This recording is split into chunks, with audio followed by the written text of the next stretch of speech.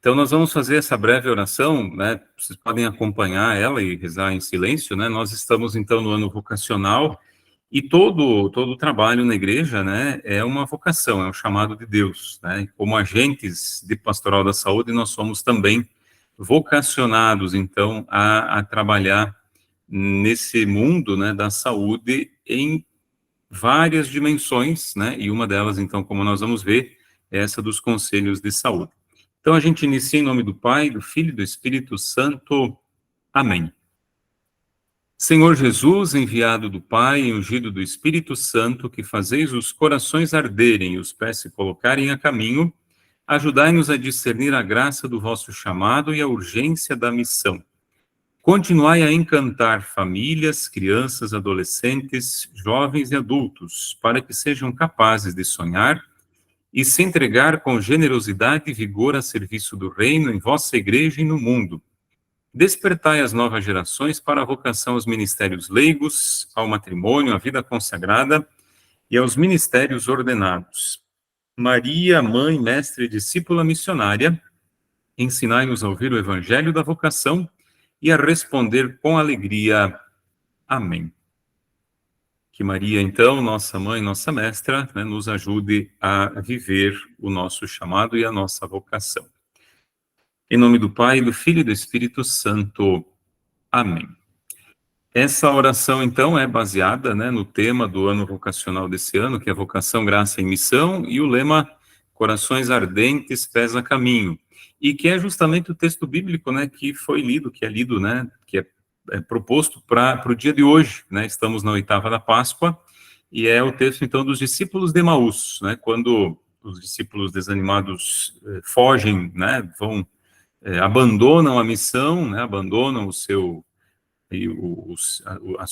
vão abandonando também a sua vocação, e Jesus se aproxima deles e começa a caminhar com eles, né, e vai explicando as escrituras e faz então com que eles tenham o coração ardente e se coloquem novamente a caminho. Então, esse é o convite que nós também somos chamados a atender nessa noite, né, de deixar o nosso coração arder para que os nossos pés se coloquem a caminho, para que a gente então procure assumir cada vez mais, né, a nossa missão.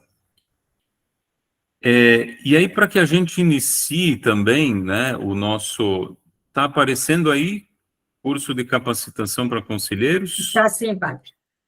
Ok, então, rapidamente, para que nós também não percamos, né, muito tempo do tema pensado já para hoje à noite, então, uma contextualização, uma introdução, né, de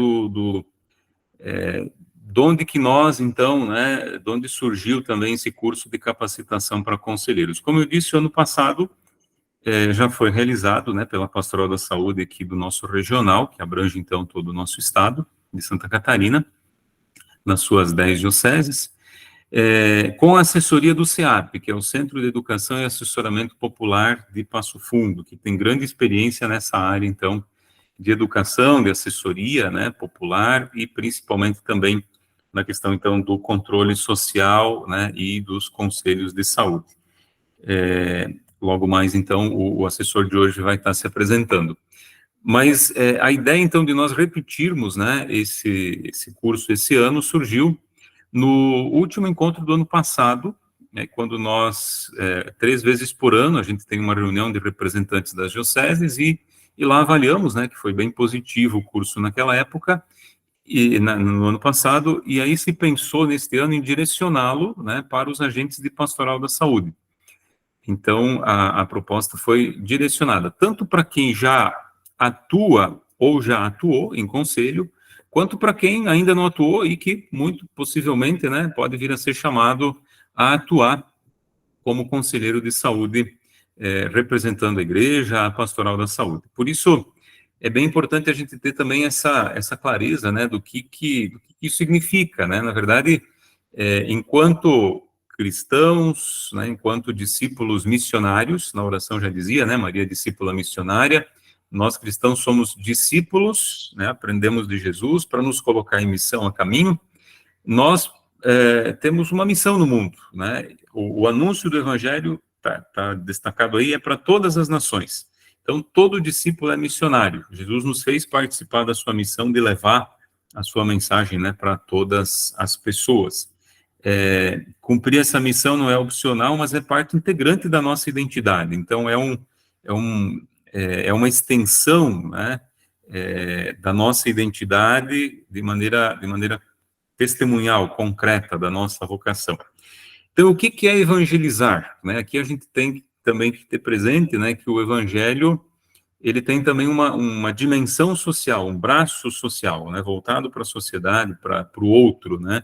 Jesus, ele se identificou com os sofredores, né? Ele procurou, né, cuidar das pessoas, dos doentes, principalmente. Então, o evangelho tem esse braço voltado para o outro. Então, evangelizar é tornar o reino de Deus presente. O querigma é uma palavra tirada, né, da Bíblia, que quer dizer o primeiro anúncio, que inclusive agora nesses inícios do tempo pascal se repete bastante. O primeiro anúncio é esse, né? Jesus passou pelo mundo fazendo bem, não foi compreendido, morreu, mas Deus ressuscitou. Então esse anúncio, né, de que Jesus está vivo e presente tem um conteúdo social, né? É um compromisso com os outros, uma repercussão moral imediata, cujo centro é a caridade. Então, a fé cristã, ela tem que expressar também o amor, né, a caridade. E a caridade não são simplesmente ações que a gente vai fazer, né, para uma, duas ou outra pessoa. Claro que é também, mas ela pode ter uma abrangência maior, que aí entra então aquilo que, especialmente o Papa Francisco, mas vários papas já antes, né, já chamavam a atenção. A política, né, ela é uma vocação sublime, uma forma preciosa de caridade. Entre tantas formas de caridade, a política é uma delas também. Mas o Papa até diz aí, né, essas palavras são do Papa Francisco, no documento Evangelii Gaudium, ela tem sido denegrida, né, ela tem sido desvirtuada do seu verdadeiro sentido, então, de buscar o bem comum. Mas ela né, ainda que ela não tenha sido vivida dessa maneira, né, ela não deixa de ser o que ela é, que é uma forma, então, de caridade, porque busca o bem comum. Até o Papa cita em alguns dos seus escritos, né, que ajudar um idoso a atravessar um rio, por exemplo, né, é uma caridade muito sublime. Mas construir uma ponte para que vários idosos possam atravessar é uma caridade muito maior, né? Busca, então, ajuda muito mais pessoas. E aí aqui, então, né, o anúncio da salvação e o amor fraterno, eles estão ligados, né? Não dá para a gente falar de Jesus e não viver, né? Não buscar cumprir esse amor, né? Dizer que Deus nos ama, mas não agir, né, conforme esse amor. Então, sempre essa repercussão social daquilo que a gente fala, né? As nossas palavras têm que ter também ressonância em ações concretas. A palavra de Deus ensina que no irmão está o prolongamento permanente da encarnação, ou seja, em cada pessoa é Jesus que continua, né, nascendo de novo, né, se encarnando de novo. O que vocês fizeram ao menor dos meus irmãos, vocês fizeram a mim. Então, aqui tem vários textos bíblicos que falam nessa direção. Por isso, é uma prioridade, né, sair de si próprio para ir ao encontro dos irmãos, né? Então, a caridade é uma dimensão constitutiva da missão da igreja e não tem como a gente deixar de viver, de fazer a caridade e ainda, quer dizer, pode até dizer que é igreja, mas é uma igreja que está com uma perna a menos, né? Está com o seu ser, né, comprometido aí. Então, o evangelho não é só uma relação pessoal com Deus. E a nossa resposta de amor também não pode ser só pequenos gestos pessoais, né? Aquilo que é dito aqui de uma caridade por receita, né? Eu só vou ajudando aqui, ali, cá e acolá. É necessário muitas vezes, né? A gente sabe que tem necessidades mais imediatas, mas nós precisamos sempre olhar além disso, né? Olhar a caridade, então, de uma maneira que ela possa se tornar mais permanente, ou que que as soluções apresentadas sejam permanentes. Trago de novo aquele exemplo do idoso atravessar o rio, né? Ser ajudado, ajuda um, ajuda o outro, mas se eu boto a ponte, já está, né, tá mais resolvido a situação. Então, a religião nunca deve se limitar ao âmbito privado, né? Ela precisa ter sempre esse voltar para o outro. Uma fé autêntica, que nunca é cômoda nem individualista, sempre tem o desejo de mudar o mundo, transmitir valores, deixar a Terra um pouco melhor depois da nossa passagem por aqui. Então, aqui são citados, né, os exemplos de São Francisco de Assis, Teresa de Calcutá, né, então, que tiveram uma fé muito profunda, muito forte, né, tiveram uma experiência de Deus muito forte, e na mesma intensidade também, né, um cuidado, uma atenção, né, um cuidar das pessoas, dos irmãos também. Então, as obras de misericórdia, né, elas sempre têm que estar acompanhadas por uma verdadeira justiça social, né? Então, não somente dar de comer, dar de beber, né, ensinar quem não sabe, mas ter estes outros, fazer com que isso seja realmente algo que não precisa, né, voltar a agir nesse, ter educação, né, ter saúde, ter trabalho, isso que tudo precisa, assim, então, a justiça social é como que a expressão, né, do reino de Deus, elevando o nível de vida dos cidadãos como sujeitos do seu próprio desenvolvimento. E essa é uma missão bastante própria, então, dos cristãos leigos e leigas, né, que aqui, então, acho que, né, a grande maioria são leigos e leigas, né, que tem como missão ser sal da terra e luz do mundo. A igreja tem insistido mais ultimamente em dizer, né, que esse compromisso sociopolítico transformador que nasce do amor apaixonado por Jesus, é um serviço cristão ao mundo e um grande serviço para a humanidade, né, e que é parte integrante da missão de todo o povo de Deus. Então, como povo de Deus, nós somos sujeitos, né, que temos aí toda a condição de ajudar, né, enquanto batizados, membros do povo de Deus, né, próprio da nossa identidade, também agir nesse sentido, né, de buscar a transformação do mundo.